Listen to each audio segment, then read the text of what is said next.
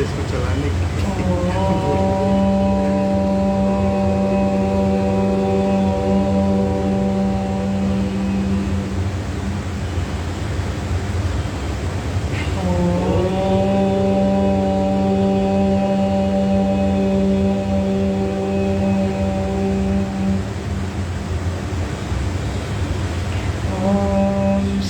गणेशाय नमः। ॐ श्री सरस्वत्यै नमः। ॐ श्री गुरुभ्यो नमः। सदाशिवसमारम्भां शङ्कराचार्यमध्यमाम् अस्मदाचार्यपर्यन्तां वन्दे गुरुपरम्पराम्। मूकं करोति वाचालं पङ्गुं लङ्घयते गिरिं यत्कृपातमहं वन्दे परमानन्दमाधवम्।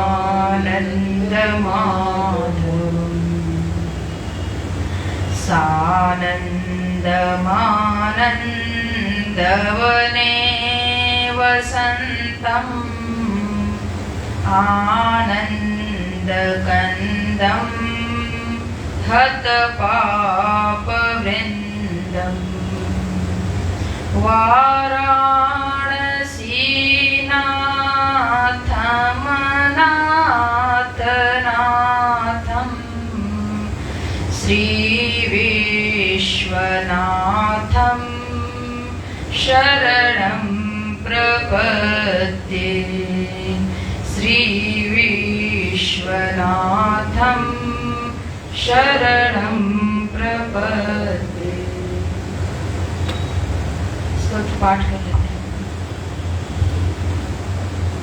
आप लोग श्रवण करिए, या पता नहीं यहाँ में होगा कि नहीं होगा। नहीं।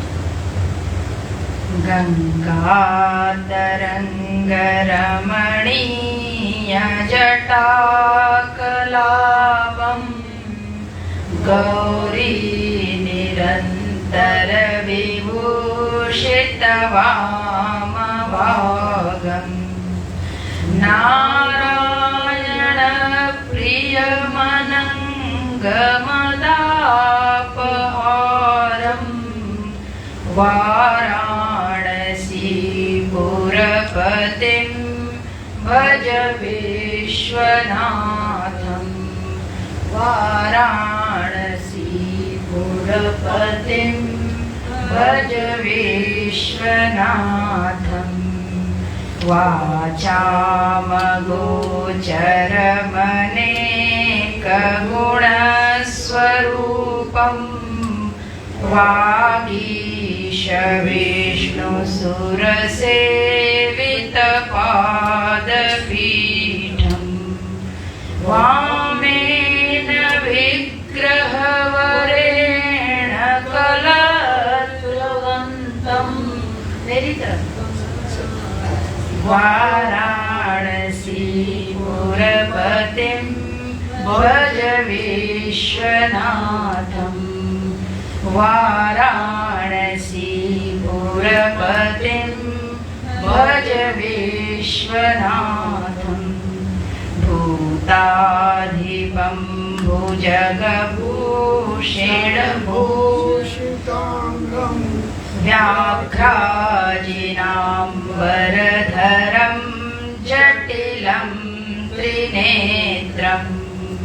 पाशाङ्कुशभयवरप्रदशूलपाणिं वाराणसीपुरपतिं भज विश्वनाथं। वाराणसीपुरपतिं भज विश्वनाथं। शीतांशुशोभितकिरीटविराजमानं भाले क्षणानलविशोषित पञ्चबाणं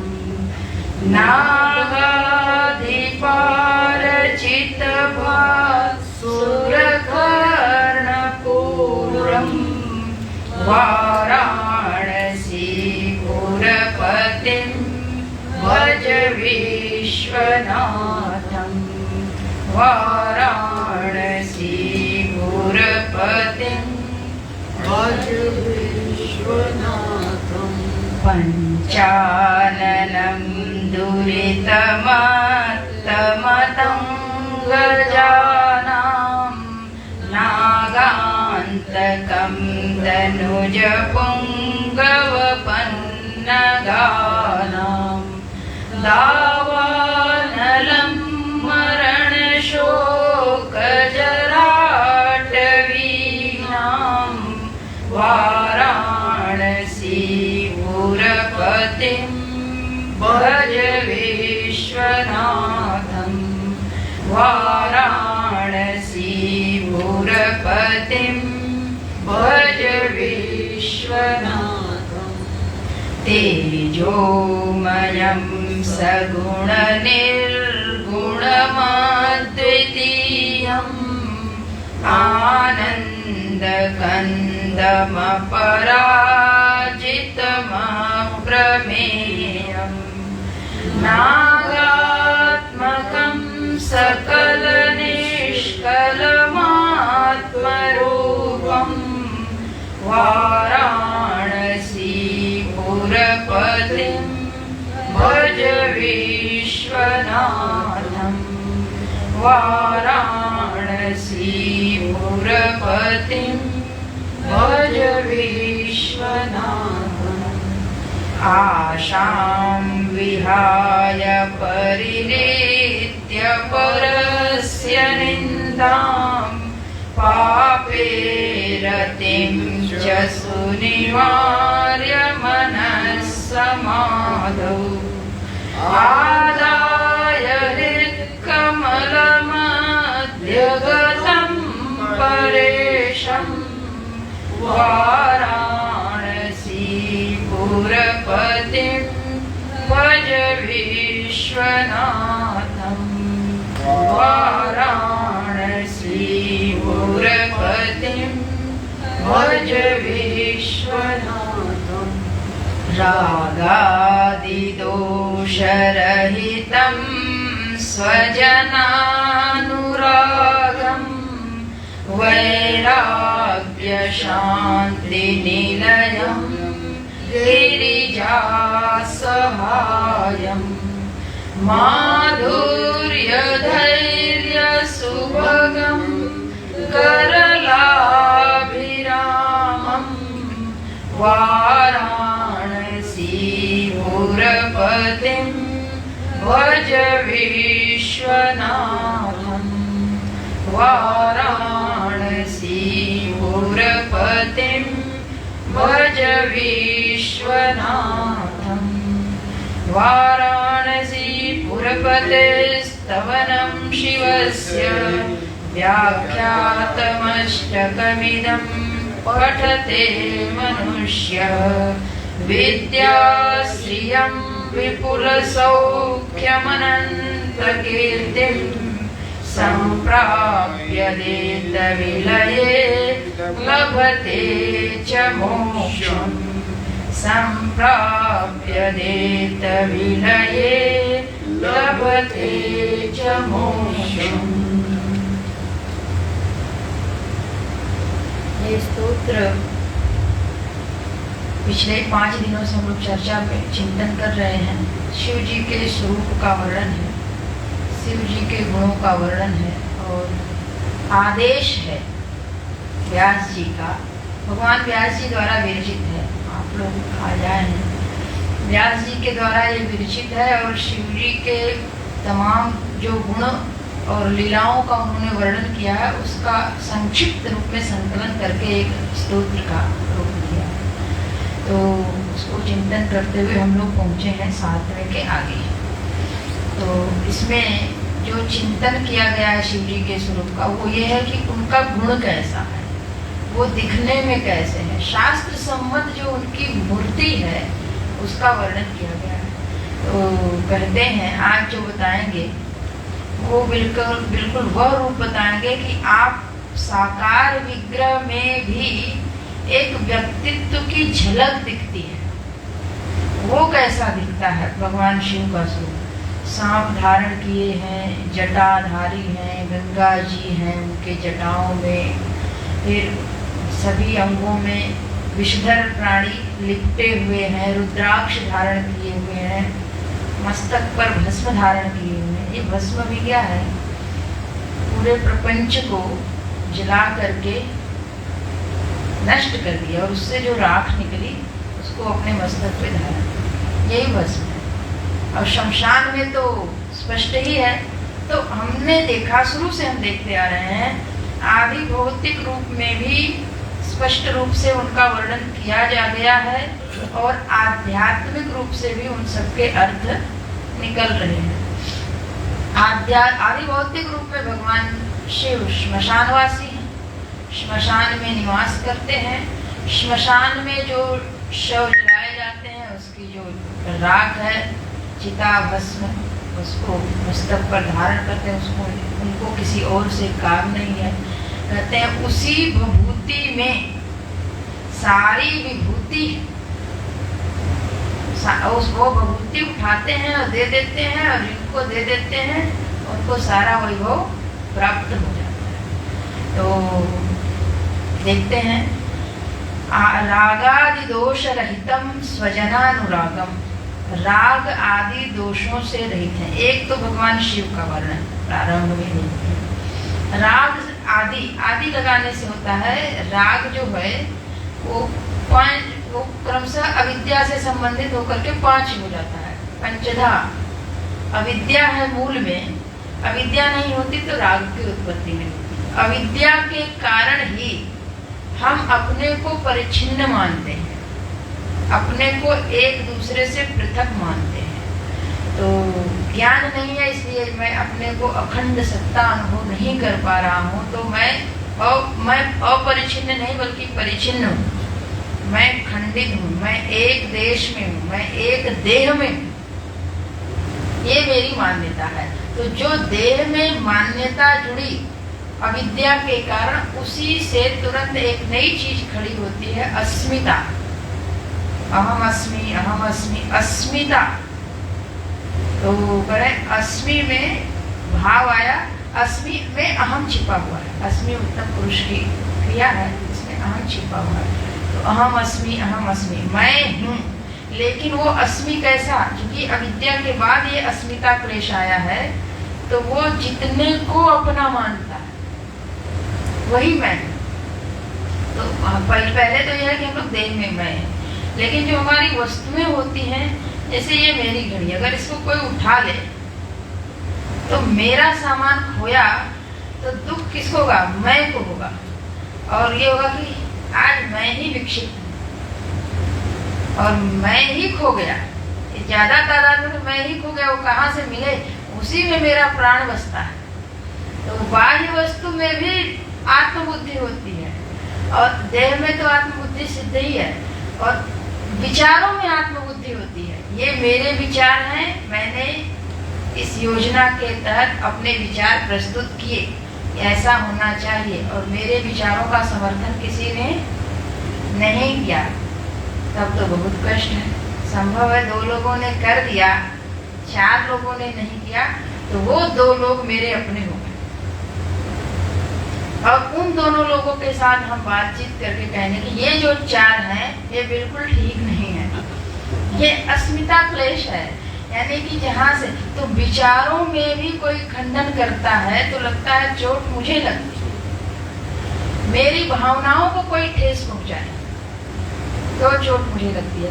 तो अविद्या के बाद आता है अस्मिता, और जिस से मैंने अस्मि भाव रखा है, यह मैं हूँ, यह मेरे हैं, उसी से मेरा राग होता है, और जो उसके ठीक विपरीत हैं उनसे द्वेष होता है। लेकिन प्रारंभ में राग हुआ हो, द्वेष यानी शत्रु भाव हम किससे करेंगे? जो हमारे मित्र हैं, जिनसे हमारा कोई संबंध ही नहीं है, वो कभी हमसे मिले ही नहीं, और वो ज्यादातर तो दिक्कत पड़ोसियों से होती है, और क्या अपने परिवारी जनों में, जिनसे निकट के परिवारी जनों में होती है, और उसमें भी जिनसे निकट के संबंध है, जिनसे रोज मिलना है।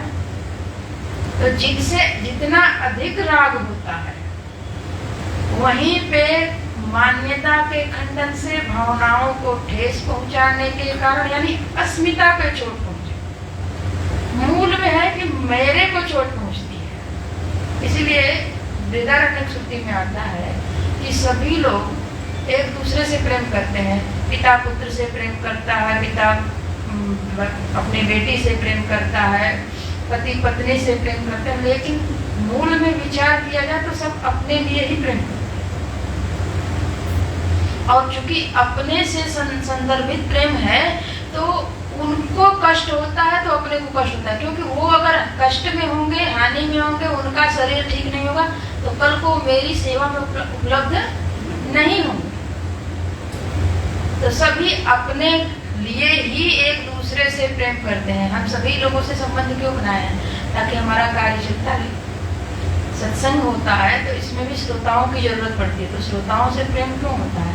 ताकि वो लोग आएंगे तो हम अपना कार्य कर पाएंगे, सत्संग भी हो जाएगा, हमारा मनन भी हो जाएगा, क्योंकि हमारी यही साधना है। सब लोगों ने अपना एक व्यसन बना रखा है, और हम लोगों का यही व्यसन है, शास्त्र का अध्ययन और अध्यापन। अध्ययन तो करने के लिए अकेले हम पर्याप्त हैं, लेकिन जब तक उस पर चिंतन नहीं किया जाए, विचार विमर्श नहीं किया जाए, तो वो मनन प्रगाढ़ता को प्राप्त नहीं होता। हमने कह दिया अभी आएगा, जैसे कि भगवान शांति के धाम है, शांति के धाम है, और हम बैठ करके अपने ध्यान में शांति की अनुभूति भी कर लिए, भगवान का वो शांत विग्रह भी देख लिए, लेकिन उस पर जब हम चिंतन करते हैं, बातचीत करते हैं, तब क्या होता है? भगवान की भिन्न भिन्न लीलाओं में वो शांति दिखती है। तो जब भगवान की लीलाओं में दिखती है, भगवान के लिए जो लीला है हमारे लिए वही क्रिया है। लीला और क्रिया में अंतर है कि जैसे दृष्टांत दिया जाता है कि एक पिता है, बच्चा बहुत छोटा है, तो कहता है कि हमें घोड़े पे चढ़ना है, तो पिताजी ही घोड़ा बन जाते हैं, और वो उनकी पीठ पे चढ़ जाता है, और उसको बिल्कुल घोड़े की अनुभूति होती है कि हम ये खेल खेल लिए। तो वहाँ लीला है। सच बात है, कोई घोड़ा है नहीं। तो लीला में क्रिया होती है, लेकिन तादाद भी नहीं होता कि ये ऐसी क्रिया है और उसमें तादाद होती है। लेकिन क्रिया में क्या होता है? हम जो क्रिया करते हैं, आज हम मनुष्य बने बैठे हैं और हमने अपने विचारों को रखा, और ये क्रिया है। अगर उसका खंडन हो रहा तो मुझे कष्ट हो रहा। वहाँ पे बच्चा आया, खेला तो भी ठीक, नहीं खेला तो भी ये नहीं कि अब कह तो दिए तो किए क्यों नहीं, कोई तभी प्रेम है। तो लीला में आनंद ही आनंद है। ऐसे ही पूरी सृष्टि को कहा जाता है कि जब कोई देखने लगता है भगवत दृष्टि से, तो सब प्रभु की लीला है, यूं ही चल रहा है, भगवान आनंद में खेल रहे हैं, तो कोई प्रभाव नहीं पड़ता। लेकिन ये कार्य बिगड़ रहा, ये हो रहा है, हो रहा है, ऐसे होना चाहिए, ऐसे होना चाहिए, कर्तृत्व आ जाता है, तो क्रिया हो जाती है। तो भगवान के चिंतन, भगवान का स्वरूप जो है, उस पर मनन करने के लिए श्रोताओं की जरूरत तो पड़ती है। तो जब श्रोता आते हैं और हम लोग कहते हैं, या कोई और भी इसमें से अपने विचारों को, मैंने ये ग्रंथ पढ़ा, उसमें ये मेरे भाव निकले, तो सुन करके लगता है अच्छा ऐसे भी इसको सोचा जा सकता है, देखा जा सकता है, तो सोचने के दृष्टिकोण बढ़ते हैं, अच्छा लगता है। तो जहाँ जहाँ अस्मि भाव है उनसे तादात्म्य हो जाता है, उनसे प्रेम हो जाता है। और वही, क्योंकि ये सारे संबंध हमारे व्यवहारों पे टिके हैं, तो कभी हमारे व्यवहार गड़बड़ हुए तो संबंध भी टूट जाते हैं। इसको संबंध की डोर बड़ी पतली है, इसको संभाल के रखने में लगता है कि ये इतनी ठोस है कि कभी टूटेगी नहीं, लेकिन जिस समय बिखरती है तो लगता है कि इसको जोड़ना बड़ा कठिन। संबंध, क्योंकि संबंध है ना मनोमयात्मक, हमारे भावनाओं पर टिका होता है, हमारे मन को हर समय चोट लगती रहती है। तो उस मन को संभालने के लिए संयम की आवश्यकता होती है। जिन्होंने संभाल लिया तो वो राग करते हुए भी उसमें बहुत ज्यादा लिप्त नहीं होते हैं, आसक्त नहीं होते हैं। क्यों? वो समझ पाते हैं कि अगर अमुक व्यक्ति मेरे विपरीत प्रतिक्रिया कर रहा है तो उस जगह पे हम अपने आप को रख के देखें, क्या अगर मैं होता तो मेरी प्रतिक्रिया क्या होती। एक बार मेरी समझ के अनुरूप होगी। अब दूसरी प्रतिक्रिया है कि उसकी समझ, उसके ज्ञान के धरातल पर उतर के देखें कि अगर मेरा ज्ञान भी ऐसा ही होता, मेरी समझ ऐसी होती तो मेरी प्रतिक्रिया क्या होती, ऐसी ही होती। क्योंकि ज्ञान के अभाव में वो प्रतिक्रिया हो रही है।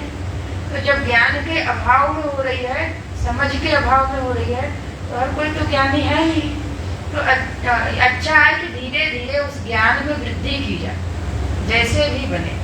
तो उस जगह पर रख करके प्रतिकूल प्रतिक्रिया करने वाले के स्थान पे जब हम अपने आप को रख करके देखते हैं तो हमारा द्वेष शिथिल होता है। इसका अभ्यास किया जाता है, साधक लोग इसका अभ्यास करते हैं। और जिनको संयम बढ़ाना है, जिसको जीवन में सभी के साथ, बहुतों के साथ रहना है, और बहुतों के साथ रहना है तो पक्की बात है कि मन एक दिशा में ट्रेंड होता है, एक स्वभाव को डेवलप कर लेता है अपने भीतर कि ऐसा ही मुझे चाहिए। लेकिन बहुतों के साथ रहने में भिन्न भिन्न प्रकार के लोग मिलते हैं। आश्रम में भिन्न भिन्न प्रकार के लोग आएंगे, ऐसे ही जो भी संस्थान आपने बनाया वहाँ भिन्न भिन्न प्रकार के लोग आएंगे। तो क्या है कि जो भिन्न भिन्न प्रकार के लोग आएंगे उन सबको एक सर्व सामान्य नियम बना लें कि हमको किसी को कटु वचन नहीं, और जो व्यक्ति जहाँ से जो बोल रहा है अपने ज्ञान और समझ के अनुसार ठीक ही बोल रहा होगा ऐसा अनुमान करके उसके साथ व्यवहार करें तो बहुत ज्यादा उससे तादाद में नहीं होगा, व्यवहार हमारा चला जाएगा। इसको दूसरे शब्दों में कहा जाता है, एक सिद्धांत है, इतना हम सामाचित्त को उदारता की तरफ ले जाते हैं, यानी सामान्य की तरफ जाते हैं और सबको अपने भीतर समावेशित करने का अभ्यास करते हैं कि सभी ठीक है और अगर परिवर्तन करना है तो अपने आप को करना है। तो ये बात धीरे धीरे बन जाती है और चित्त में उदारता आ जाती है। वही सर्वात्म भाव को एक दिन ऐसा होता है कि सर्वात्म भाव को प्राप्त होते हैं। सर्वभूत हिते रता संतों का लक्षण आता है।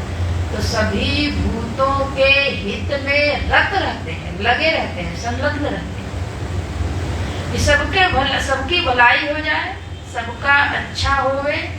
सब जो चाहते हैं उसमें जो पॉइंट बिल्कुल अवांछनीय है, बिल्कुल त्याज्य है, उसको हम बता दें कि ये चीजें नहीं हो सकती, बाकी इतनी चीजें। अब किसी के 10 चीजें हैं, हम ये भी चाहते हैं, ये भी चाहते हैं, ये भी चाहते हैं, तो उसमें 2-3 तो अच्छी होंगी, तो बताया जाए कि देखिए ये चीजें हो जाएंगी, इतनी चीजें तो अभी नहीं कर सकते, बाद में कभी सोचेंगे।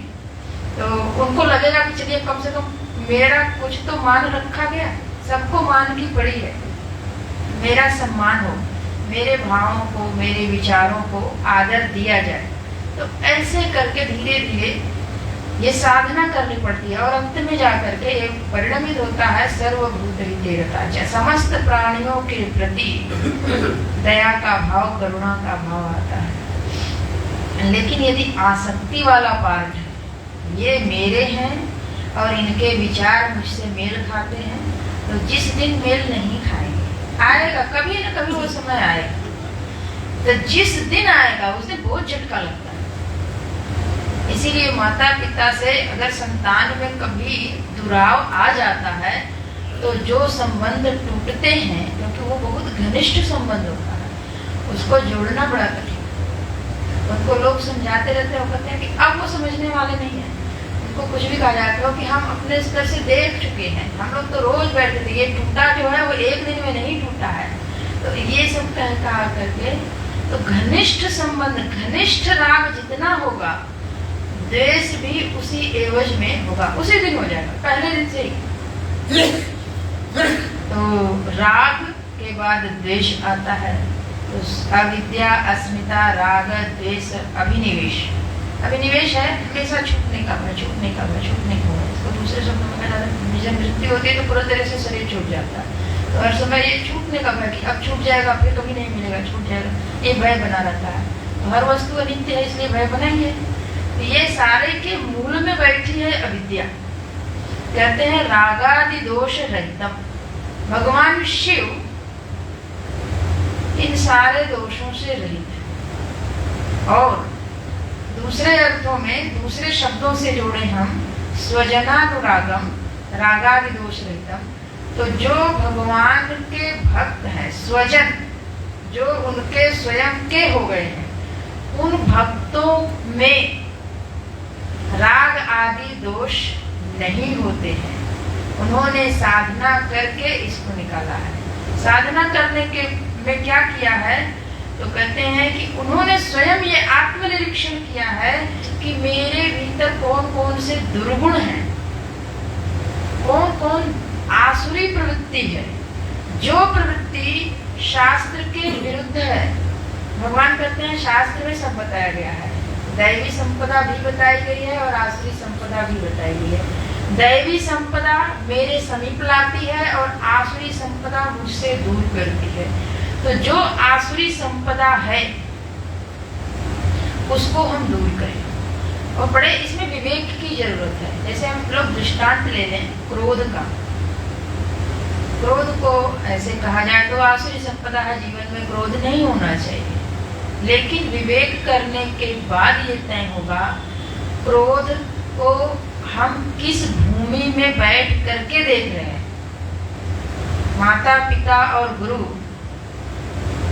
पुत्र और शिष्य के संदर्भ से क्रोध करते हैं और उस समय करते हैं जिस समय वो अपने विकास को स्वयं नहीं पहचानता है, तो वो करना उचित है। इसलिए विवेक की भी बड़ी आवश्यकता है। दैवी संपदा हमें बढ़ानी है, हमारा व्यवहार जो है वो पूर्ण रूप से सफल होवे, तो हम सदा अपने को आइडेंटिफाई करें, मैं कब किस भूमिका में। तो सारे दुर्गुण भी सद्गुण हैं, लेकिन वो दुर्गुण कब होते हैं इसकी पहचान कीजिए। और जब इसकी पहचान हो जाएगी तो साधक को प्रारंभ में प्रयत्न करना पड़ता है कि अब हम अपने पूर्व की वासनाओं के अनुसार, पूर्व के संस्कारों के अनुसार, स्वभाव में जिस अवांछनीय चीज को रख लिए हैं उसको धीरे धीरे हटाएं, धीरे धीरे खत्म करें। तो जब थोड़ा प्रयास करते हैं तो कुछ चीजें हो जाती हैं। यद्यपि स्वभाव में है, इसलिए मिटाई न मलिन स्वभाव अभंगु, वो मलिन स्वभाव है, जल्दी जाता नहीं है। लेकिन ये प्रयास करें और निरंतर चित्त में बनाए रखें कि मुझको ऐसा ही बनना है, ऐसा ही बनना है, ऐसा ही बनना है। तो कहते हैं कि उस अभ्यास के परिणाम स्वरूप चित्त कदाकार होता है, तो उसके भी तो संस्कार पड़ेंगे, तो उसके संस्कार पड़ते हैं और साथ ही साथ भगवान अनुग्रह करते हैं, भगवान की कृपा प्राप्त होती है और भगवान की कृपा से ही ये दुर्गुण धीरे धीरे धीरे धीरे भगवान की कृपा किस रूप में प्राप्त होती है? तो कहते हैं वो ऐसे वातावरण बनाते हैं, ऐसी परिस्थिति निर्मित करते हैं कि जो दुर्गुण आप दूर करना चाहते हैं वो ऐसी कोई परिस्थिति नहीं आए कि उसको आप उद्दीप्त करें, उसको अभिव्यक्त करें, उसको प्रकट करें। जैसे आपको बहुत क्रोध आ रहा है, हमको क्रोध आ रहा है, हम लोग अगर क्रोधी हैं तो क्रोध करने के लिए कोई निमित्त भी तो चाहिए। जिनसे हम क्रोध कर रहे थे, शायद जैसे परिवार के लोग होते हैं ना, बड़े नजदीक के होते हैं। हम लोग आश्रम में रहते हैं, इसमें भी अपना एक परिवार है, तो ये बड़े नजदीक के होते हैं। इसमें किसी व्यक्ति को देखने मात्र से ही गुस्सा आता है, क्योंकि वो स्वभाव मैच नहीं कर रहा है। तो धीरे धीरे क्या हुआ, किसी ने जाकर के उनको समझा दिया कि आप ये संबंध कुछ दिन के लिए है और यहाँ सब लोग आए हुए हैं, तो एक स्वस्थ वातावरण तैयार करें। तो उनको भी लगा कि सही बात है, हम भी जाते हैं तो वो क्रोधित होते हैं, तो हमारा भी चित्त थोड़ा उन्होंने परिवर्तन किया और हम परिवर्तन करने के लिए पूर्व से तैयार बैठे ही, तो थोड़ा हमने किया, दोनों ने मिलके किया, तो कुछ तो काम आसान हुआ। उनको जब समझाया गया, जिन्होंने समझाया और उनको जब बात समझ में आ गई, तो ये कार्य किसने किया? ये हमने तो किया नहीं, हम तो समझा के थक चुके थे। पूर्व प्रेरक रघुवंश विभूषण, यही हम कह सकते हैं। जब भक्त हृदय होता है तो यही कहता है कि आज वो व्यक्ति मेरे संदर्भ से बदल गया, अपने स्वभाव को बदल दिया। ये जो परिस्थिति थी बिल्कुल प्रतिकूल थी, मुझे मालूम नहीं पड़ती थी कि ये जाएगी, जब आती है तो लगता है जाएगी नहीं, तो आज एकाएक सब बदल गया है। तो इस बदलने के पीछे भक्त की दृष्टि सदा प्रभु पे जाती है कि मेरे प्रभु ने ही कुछ अनुग्रह किया, कुछ कृपा करी, उनको भी ऐसा भाव दिया कि वो अपने को बदल पाए। कोई कर्मठ होगा तो उसको लगेगा कि हम पुरुषार्थ किए, हमने बहुत सारे मीटिंग करी, उनको समझाया, उनके लोगों को बुलाया, उनसे कहे, उनको कहे, उनका बड़ा इनके ऊपर दबाव था। दबाव से जो चीजें बदलती हैं वो स्थायी नहीं होती हैं, और प्रेम से जो चीजें बदलती हैं वो स्थायी होती हैं। अपनी समझ के बाद जो चीजें हम परिवर्तन करके लाते हैं अपने व्यवहार में, वो स्थायी होता है। तो ऐसा कोई स्थायी परिवर्तन होता है, वो परमात्मा करते हैं, परमात्मा की कृपा से होता है। और परमात्मा कृपा करते हैं, उनके लिए करते ही हैं। भगवान कहते हैं जब कोई मेरा भक्त होता है तो उसके लिए मैं दिन रात सोचता हूँ। वो स्वामी जी की कुटिया में बहुत सामान नहीं रखे थे, फिर भी कुछ तो होता ही है, तो जो कुछ भी रखे थे उसको भी लूटने के लिए सब लोग सोचे कि वो स्वामी जी क्या इतनी भीड़ होती है, तो क्या बात है, हर वर्ग के लोग आते हैं, थोड़ा देखा जाए। तो चोर आए, कहते हैं कि वहाँ आए तो उनको मिला राम जी और लक्ष्मण जी पहरा दे रहे। तो सुबह में जब बताया गया उनको कि हाँ हम लोग आए, तो हमको तो धनुष धारण किए हुए पहरेदार दिखे, क्या आप पहरेदार नियुक्त करते हैं, ऐसा होता है क्या? तो बोले, तब उनको पता चला, अरे मैं तो किसी को नियुक्त किया नहीं, हो ना हो मेरे प्रभु आए हों, तो प्रभु मेरी रक्षा के लिए यदि पहरेदारी करते हैं तो मेरे पास जो ये सब सामान है उसको भी मैं दरवाजा खुला छोड़ता हूँ ताकि उनको कष्ट न हो। तो भगवान अपने भक्त के लिए, ऐसी तमाम सारी कथाएं भरी पड़ी हैं शास्त्रों में, भक्त के लिए क्या नहीं बनते, नारी तक बनते। वहाँ जहाँ कुक बनना होता है तो कुक भी बन जाते हैं। तो ऐसे भगवान सब कुछ बनने को तैयार हैं, लेकिन एक बार कोई उनके पास जा करके कह दे मैं सिर्फ और सिर्फ आपका हूँ, तो अब आप ही ये बुद्धि भी दीजिए कि मैं जो कर रहा हूँ वो सारे कार्य आपके हैं, क्योंकि सारी सृष्टि जब उनकी है तो कार्य भी तो उनके ही हैं, तो आपके कार्य हैं। तो ये बहुत सत्संग करते करते करते करते संत कृपा से समझ में आने लगता है, सच बात है, सारे कार्य भी उन्हीं के हैं, और हम जो कर रहे हैं सोना जागना भी उन्हीं के लिए हो जाएगा। तो ब्रज गोपिका नाम, यथा ब्रज गोपिका नाम, ये दृष्टांत दिया जाता है। तो जो गोपिकाएं हैं सब कृष्ण के लिए करती हैं, तदनुरूप अगर चिंतन हम बार बार करते रहें तो वो अपने घर का कोई कार्य छोड़ी नहीं है। तो हमारे चित्त में भी वो धारणा धीरे धीरे बनती जाएगी, सभी कार्य प्रभु का कैसे हो सकता है। तो जो ऐसे भक्त हैं, भगवान कहते हैं वो मेरे अपने हैं। जग जपु राम, राम जपु जेही। राम जी किसको भजन करते हैं? राम जी का भजन पूरा जग करता है, राम जी उनको भजते हैं, भरत जी, क्योंकि भरत जी उनके अतिरिक्त किसी को नहीं भजते।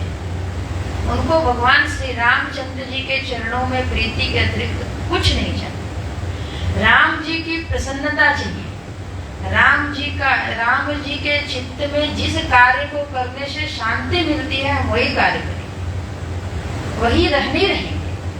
तो ऐसे स्वजन के प्रति जब भगवान का अनुराग बढ़ता है, प्रेम बढ़ता है, तो वहां से रागादि दोष निकल जाते हैं।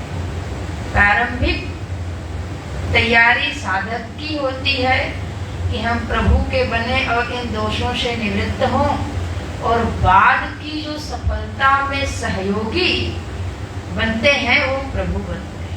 ये सारे भक्तों का अनुभव, क्योंकि इतनी विषम परिस्थितियां हैं और इतने समर्थ लोग हैं जो बाधा पहुंचाते हैं, उनके तक पहुंचना बड़ा मुश्किल है। काम आदि जो दोष बताए जाते हैं वो काम आदि दोष अमूर्त रूप से हैं। मूर्त रूप से तो वो किसी व्यक्ति वस्तु में ही आकर के प्रकट होते हैं, और जहाँ प्रकट होते हैं वो प्रबल रूप से प्रकट होते हैं, उनको हटाना बड़ा मुश्किल है।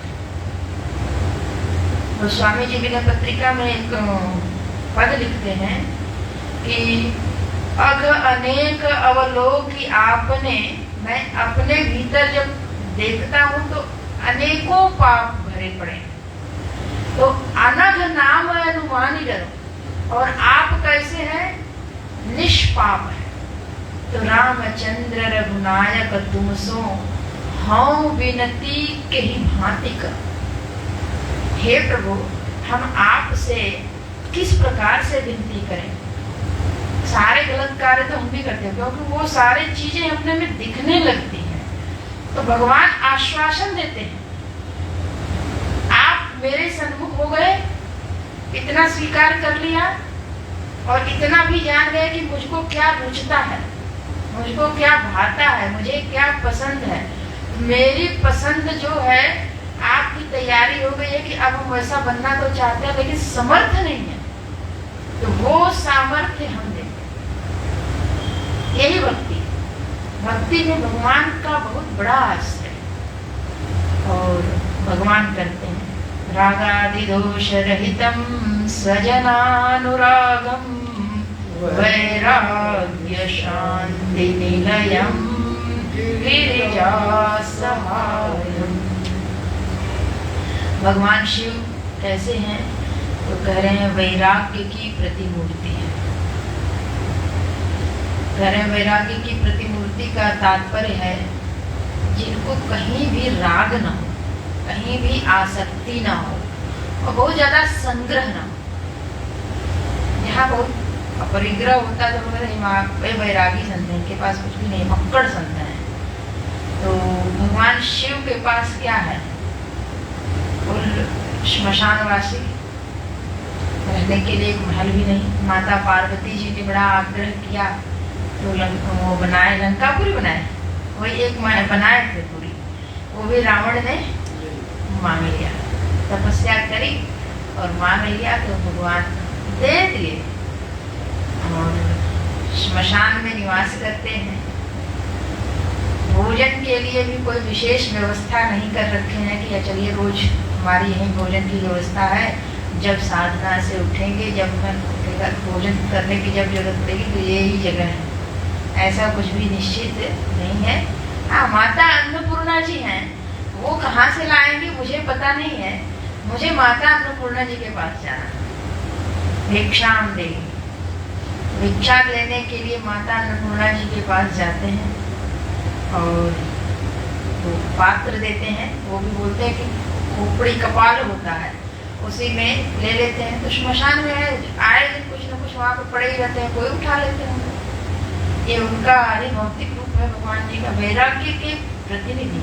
कहते हैं जो लोग उनकी उपासना करते हैं उनके जीवन में एक न एक दिन वैराग्य प्रतिष्ठित होता है।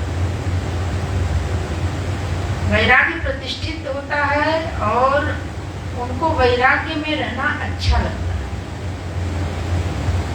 जो बड़े बड़े संत होते हैं वो पहचान जाते हैं इनके इष्ट कौन है, इनके इष्ट कौन है। महाराज जी, स्वामी अखंडानंद जी महाराज जी के बारे में गुरु जी बोलते थे, महाराज जी ऐसे बोलते थे कि हमारे सामने लोग बैठे हों और मैं बता दूंगा कि इनका इष्ट कौन है, और ये भी मैं कह दूंगा कि ये इनकी श्वास में कौन सा नाम का जप कर रहे हैं, जप कर रहे हैं, किनका जप ये ज्यादा करते हैं, क्योंकि वैसी आकृति दिखने लगती है और वो जाने ना, बल्कि वो उपासक नहीं जानते, और जो उसको सिद्ध किए हुए जो जानते हैं प्रभु का स्वरूप और प्रभु की कृपा प्राप्त है, अनुग्रह प्राप्त है, तो इसके द्वारा वो जान लेते हैं। जैसे जो लोग जितना वेदांत के गूढ़ रहस्य को जानते हैं, तो जब हम लोग प्रश्न करते हैं तो उनको मेरे चित्त का धरातल पता चलता है कि इनको कितनी समझ है और कितनी समझ नहीं है। उपनिषद के कठिन से कठिन हम प्रश्न कर लें, लेकिन पता चलता है कि कहाँ कहाँ गैप है। हो सकता है वो अभी प्रारंभिक ग्रंथ में भी प्रवेश ना किए हो, ये भी पता चलता है। तो आचार्य लोगों को ये पता चलता रहता है। इसलिए आचार्य सदैव साधक के प्रश्नों को सुनने के बाद वो अपने अनुरूप उपदेश करना प्रारंभ करते हैं कि कहाँ से हम प्रारंभ करेंगे और किस तरीके से क्रमशः हम बढ़ेंगे तो इनके प्रश्नों का पूर्णतया समाधान हो जाएगा।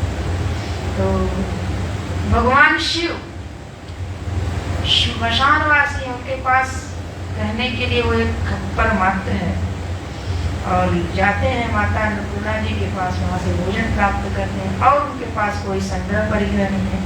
बहुत ज़्यादा उनके पास अगर आभूषण के तौर पे साज सज्जा भी देखी जाए तो ऐसे कोई स्वर्ण के हीरे स्फटिक आदि कुछ भी उनके पास है नहीं। तो यही जो प्रकृति में जितने जीव जंतु हैं जिनको कोई नहीं पूछता, जो त्याज्य हैं उनको वो स्वीकार करते हैं। गुरु जी को आप लोगों ने सुना है, गुरु जी बोलते थे कि कभी भूत प्रेतों का भी मन हुआ होगा कि हम लोग बाराती बने और किसी विवाह में वो देखें कैसे विवाह होता है, तो कोई ले ही नहीं जाता उनको। बल्कि अगर पता चल जाए कि इनके ऊपर भूत प्रेत चढ़ा है तो पहले उसकी दवाई ओझा सोझा जो भी है करा के दूर करेंगे, तत्पश्चात विवाह करेंगे। तो भगवान शिव जी ने कहा मेरी बारात में आओ, कौन मना करेगा, और आओ खूब देखो, छक के देखो। तो भूत प्रेत जिनको कोई नहीं पूछता उनको भी शिव जी पूछते। कहते हैं कि भगवान विष्णु को तो सूर्य नायक है, अच्छे देवता लोग उनको पूछते हैं, देवता लोग थोड़े सजे धजे रहते हैं, लेकिन इनको तो असुर भी पूछते हैं। अब दोनों विरोधी पार्टी एक जन के पास आ जाए और उसके बाद भी निर्णय करना है कि दोनों का हित हो, तो सोचिए ज्ञान की कितनी अपार निधि वहां विद्यमान। किसी को कष्ट नहीं होता है। भगवान शिव ने जो निर्णय सुना दिया दोनों प्रसन्न है। तो रावण भी भगवान शिव को पूछते हैं और भगवान श्री रामचंद्र जी भी पूछते हैं। भगवान श्री रामचंद्र जी बल्कि पूजा करने के लिए उनको ही अपने यजमान बना के बुलाते हैं और वो उनकी पूजा भी कराते हैं। यानी कि उनके भक्त के चित्त में इतनी भी उदारता है कि जो मेरा शत्रु है अगर वो मुझे प्रेम से पूछता है तो मुझे जाने में कोई आपत्ति है नहीं, क्योंकि जब हम लोग भगवान से मिलने जा रहे हैं तब तो हम दोनों लोग साथ ही जा रहे हैं और साथ ही मिल रहे हैं, तो वो भी बुलाएंगे तो जाएंगे, लेकिन वैर भाव भी नहीं छोड़ेंगे। वैर भाव अपनी जगह, बाकी अन्य जब भाव पकड़ते हैं तो वो अपनी जगह। इन सबको चित्त में संभाल करके कार्य को ठीक ठीक करने की सामर्थ्य रखना, भक्त में ऐसी योग्यता आ जाए तो ऐसे भगवान शिव यदि योग्यता देते हैं तो उनका क्या कहना। ऐसे भगवान शिव का भजन तो करना चाहिए। भज विश्वनाथ, बिल्कुल आदेश है, आप भजन करिए विश्वनाथ का। शांति निलयम, शांति के आगार हैं, शांति के घर हैं, वैराग्य के घर हैं और शांति के घर। वो स्वामी जी कहते हैं जब माता पार्वती जी ने शिव जी से प्रश्न किया है उसके पूर्व का थोड़ा सा वर्णन करते हैं। एक दिन जैसे राम जी का है कि वो एक दिन आराम से बैठे थे और कोई काम नहीं था, आगामी कुछ दिनों के लिए काम नहीं रहा, तो ये भी पता था तो उसका उपयोग किया जाए। ऐसे ही भगवान शिव माता पार्वती जी से विवाह संपन्न हो गया था, कैलाश में निवास कर रहे थे। परम रम्य गिरिवर कैलासो सदा जहाँ शिव उमा निवासो, जहाँ पे वो लोग सदा निवास करते थे। एक दिन शिव जी ऐसे ही अपना आसन डाल के बैठे हुए थे, तो वहाँ पे गोस्वामी जी लिखते हैं बैठे सोह काम रिपु कैसे शांत शरीर धरे रस जैसे। कहते हैं कि जब काम रिपु यानी कि जो मदन को कामदेव को मारने वाला, कामदेव के शत्रु भगवान शिव शत्रु हैं, शत्रु में शांति का, लेकिन कहते हैं दृष्टांत देखिए, शत्रु भाव का नाम स्मरण करती है, उसके बाद भी देखती क्या है, शांति पूर्ण है। और मानो शांति ने ही विग्रह धारण करके वहां पे आकर के आसन लगाया शांति के रूप।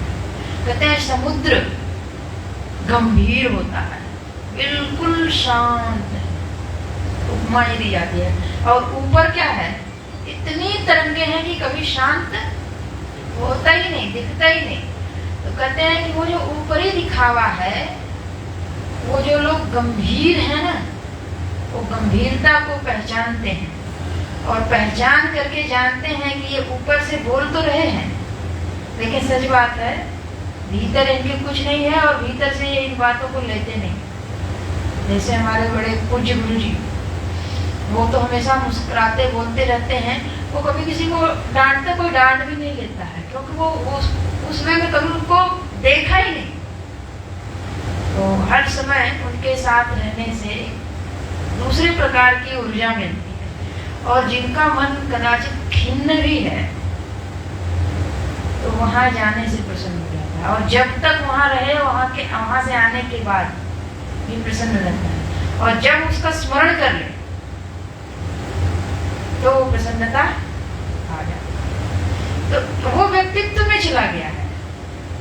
और ये भी है कि जब ऐसा व्यक्तित्व मिलता है तो वहां पे एक वाक्य कहा जाता है, एक शब्द कहा जाता है, तो उसका अर्थ बड़ी गहराई से हम सोचते हैं कि इसका क्या होगा, वो हमसे क्या चाहते थे, क्या अपने से हम सोचने लगते हैं कि हमें क्या करना चाहिए।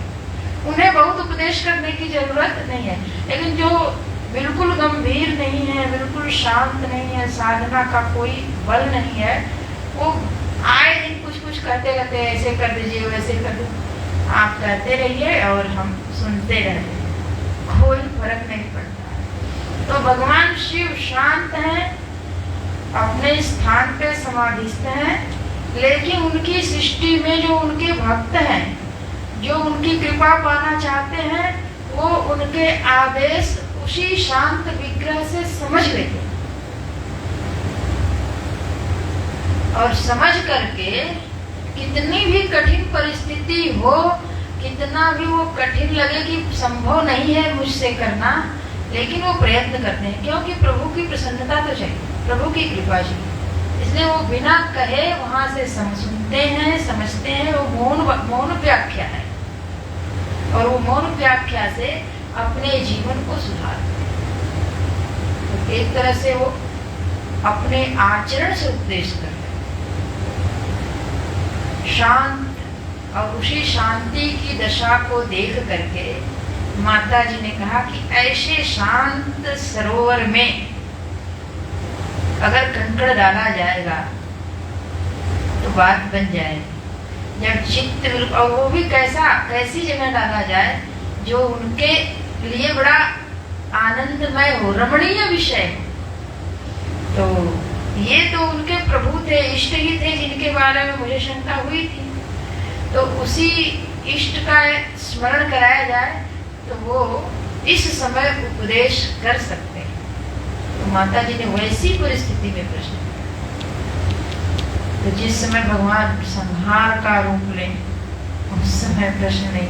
जैसे भगवान कृष्ण ने जब वो दिखा रहे हैं कि सभी मेरे मुख में आ रहे हैं, अर्जुन कहे मेरे मित्र आप हैं, लेकिन अभी मुझको कुछ मित्र की वहाँ अनुभूति नहीं हो रही है, पता नहीं आप कौन है, और आपको देख के तो मुझे बड़ा डर लग रहा है। आप कौन हैं? कालोस्मि लोक क्षयकृत प्रवृद्धि, मैं इस समय काल हूँ और लोक का क्षय करने के लिए प्रवृत्त हुआ हूँ, इसलिए मेरे इस कार्य में अब मुझको कोई दिख नहीं रहा है। जो मैं करने आया हूँ मुझको सिर्फ अपना कार्य दिख रहा है। और उस कार्य को देखो। तो कहते हैं जिस समय ऐसी स्थिति है उसमें उस समय थोड़ा दूर रहना चाहिए। प्रहलाद जी के बारे में कहा जाता है और मानता है जब नरसिंह भगवान का रूप भगवान ने लिया और हिरण्यकश्यपु का वध किया तो बहुत ही उग्र रूप था प्रभु का। एक तो शरीर से ही उग्र थे, ऊपर से कृत्य भी किए थे। तो गए कि लक्ष्मी जी को कहा गया कि आपके पति हैं, आप उनको मनाइए। वो बोले ना ना, मैं तो उनके पास नहीं जाऊंगी। जिनके लिए ये अवतार लिए हैं अभी उनके चित्त में वो तदाकार वृत्ति है कि इस भक्त को इन्होंने परेशान किया था, तो वो भक्त अगर जाएगा तो उनकी करुणा बरस जाएगी। जिसकी वृत्ति इस समय अनुकूल है वही जाए, मैं तो नहीं जाऊंगी। तो प्रहलाद जी जाते हैं तो भगवान शांत। भगवान शिव जी के जो शांति स्वरूप, समाधिस्थ स्वरूप और वेदांत की जब कक्षा लेते हैं, वेदांत का जब उपदेश करते हैं प्रभु, तो जो शांत विग्रह है प्रभु का, उसका स्मरण करके व्यास जी लिखते हैं कि वो शांति निलय भगवान विश्वनाथ का एक स्वरूप है। कहते हैं गिरिजा सहाय, वो गिरिजा के पति, माता पार्वती के पति हैं और स्वभाव से कहते हैं उनके स्वभाव में माधुर्य, मधुरता भरी हुई है, मिठास भरी हुई है, धैर्य है, धीरता है। कभी भगवान परेशान नहीं होते, अधीर नहीं होते। भक्त के लिए वो, अगर भक्त के जीवन में कृपा की अनुभूति नहीं हो रही है तो भगवान अनुभूति कराने के लिए भी प्रयत्नशील होते हैं। साथ ही साथ जो धनुज है उसका संहार करते हैं, जो असुर है, जो बाधक प्रवृत्तियां हैं उसका संहार करते हैं और धैर्य के साथ करते हैं, अधीर नहीं होते हैं कि हड़बड़ा के काम करें। उनके व्यक्तित्व में ही धैर्य स्थापित है। तो जो धीर लोग होते हैं उनकी योजना सदा सुनियोजित होती है। उसमें कभी ये नहीं होता है कि ये तो गलत हो गया था, उस समय डिसीजन गलत ले लिया गया था, अभी इसको सुधार लेते हैं। उनका डिसीजन सदा सही सही सही सही सही। इसलिए वो उनके मार्ग में, उनके कृत्य में, उनके विचार में जो दोष देखे उसकी बुद्धि में दोष है, वहां पे कोई दोष है नहीं। तो धैर्य, माधुर्य, वैराग्य, शांति और अविद्या रहित यानी विद्या में प्रतिष्ठित, इन 5 गुणों का वर्णन किया गया जो भगवान शिव में सदा है। और जहाँ ये गुण रहेंगे वहां पर किसी को भी जाने में कोई परेशानी है क्या? क्योंकि वहां तो हमको कोई हानि होने वाली है नहीं, इसलिए वहां उस दरबार में सभी लोग जाते हैं। जो भक्त हैं उनके प्रति अनुराग है, ये भगवान शिव का व्यवहारिक पक्ष है। माता गिरिजा माता पार्वती के पति हैं, माता पार्वती की सन्निधि उनको प्राप्त है। ऐसे वाराणसी पुरपति भज विश्वनाथ, ऐसे वाराणसी पुर में जो निवास करते हैं, वहाँ के मालिक हैं, वहाँ के स्वामी हैं। हे साधक, उनका भजन करिए, उनका नाम स्मरण करिए, उनका ध्यान करिए, उनका जप करिए। अब हम लोग फलश्रुति देखते हैं। ये हम लोगों ने भजन किया और नाम भी जपा।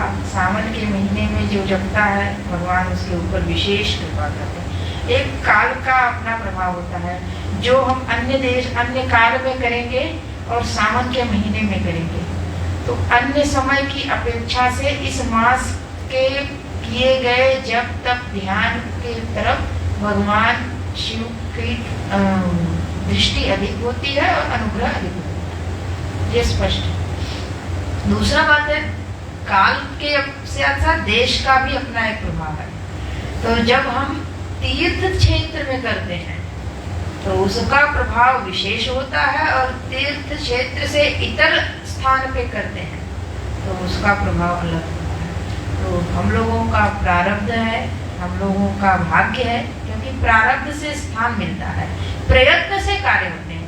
प्रयत्न हमने किया है कि ये सत्संग करेंगे, स्तोत्र पाठ करेंगे, योग चिंतन करेंगे, लेकिन प्रारब्ध ने ये परिस्थिति निर्मित की। तो प्रारब्ध वशात हम लोगों ने भगवान का स्मरण किया, भगवान से मांग है कि भगवान कृपा करें। कहते हैं वाराणसी पुरपते स्तवनम शिवस्य, शिवस्य स्तवनम, शिवस्य वो शिव कौन है? तो करें जो वाराणसीपुर के पति हैं। शिवस्य वाराणसी पुरपते स्तवनम, वाराणसीपुरपति भगवान शिव का जो ये स्तुति है, इसका व्याख्यातम अष्टकम इदम, जो ऊपर के 8 श्लोक हैं, इसकी जो व्याख्या करता है, यानी इसका जो कथन करता है, इसका जो चिंतन करता है, मनन करता है। पठते, जो पठन करता है, पठते ये आत्मनेपदी की क्रिया है। इस क्रिया से तात्पर्य यह है कि हम करण हैं, करण कारक में रखते हैं। मैं मेरे द्वारा पढ़ा गया, मैं पढ़ता हूँ सो नहीं, मेरे द्वारा पढ़ा गया। तो जब मेरे द्वारा पढ़ा गया, हमने अपने को करण में रखा, तो भगवान उसको, उस व्यक्ति को एज ए करण, कर्तृत्व शिथिल हो गया।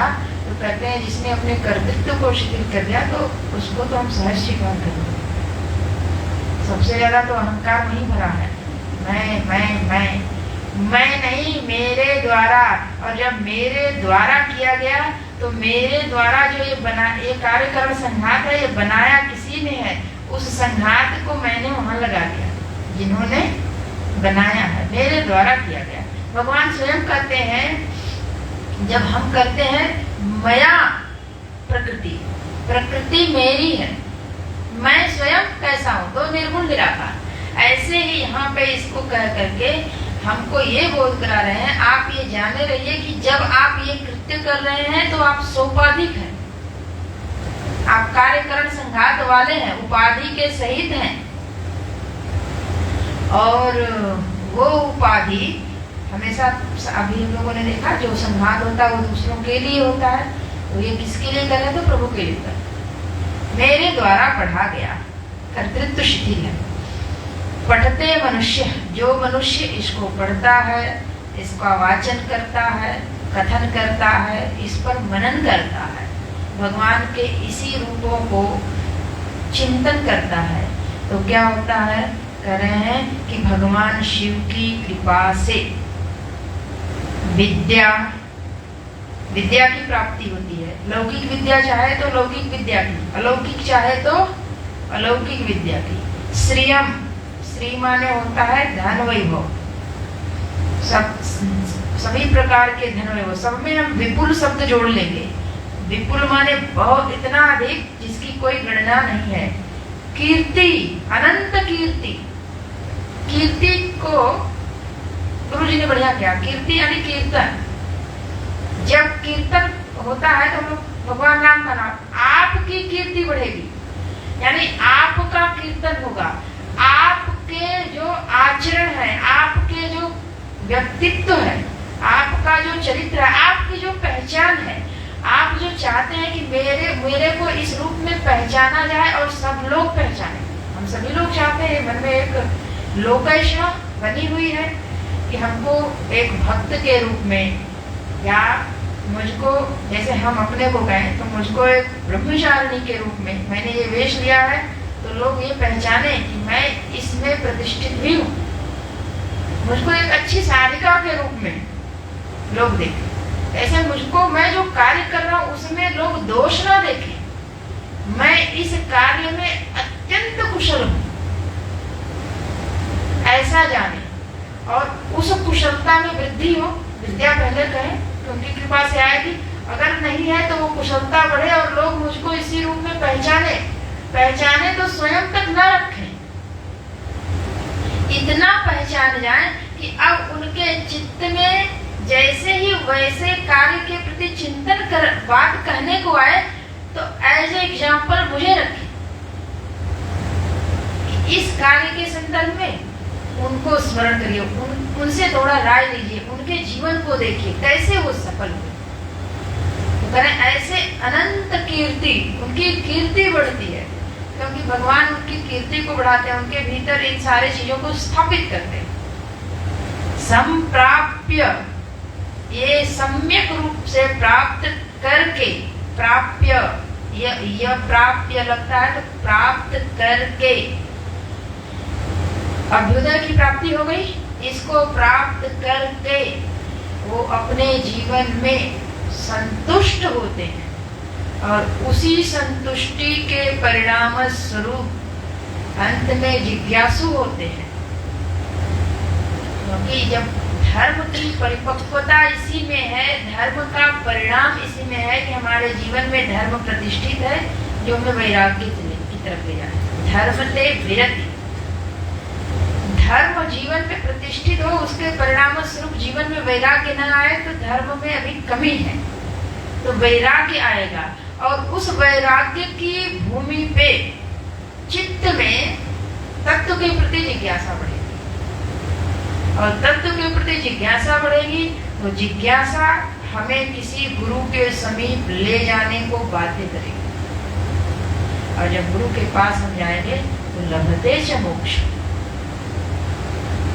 मोक्ष की प्राप्ति हो जाएगी।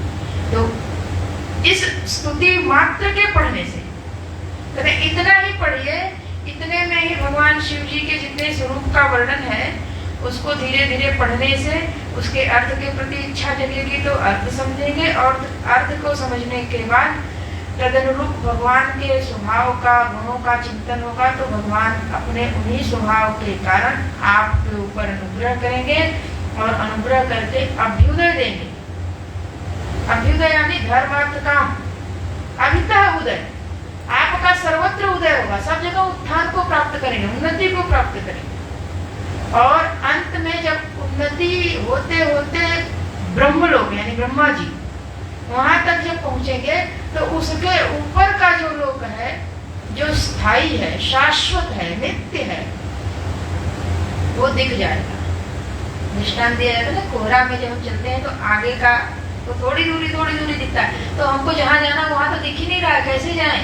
तो बस चलते जाइए, वो आगे दिखता जाएगा। ठीक ऐसे हम एक एक लोग ऊपर चलते जाएंगे, उन्नति प्राप्त करते जाएंगे तो आगे का दिख जाएगा। तो अभ्युदय की परिपक्वता के बाद निश्रेयस की प्राप्ति की भूमि खुल जाती है और निश्रेयस की प्राप्ति भी इसी स्तुति के पठन मात्र से संभव। तो अभ्युदय निश्रेयस यानी सर्व की प्राप्ति हो जाएगी। भगवान शिव का भजन करें। वाराणसी गुरुपति भज विश्वनाथ, भज विश्वनाथ, भज विश्वनाथ। हरि ओम। ओम पूर्णमदः पूर्णमिदं पूर्णात् पूर्णमुदच्यते पूर्णस्य पूर्णमादाय पूर्णमेवावशिष्यते। ओम शांति शांति शांति। हरि ओम। श्री गुरुभ्यो नमः। हरि ओम। आज दोपहर की कक्षा नहीं है।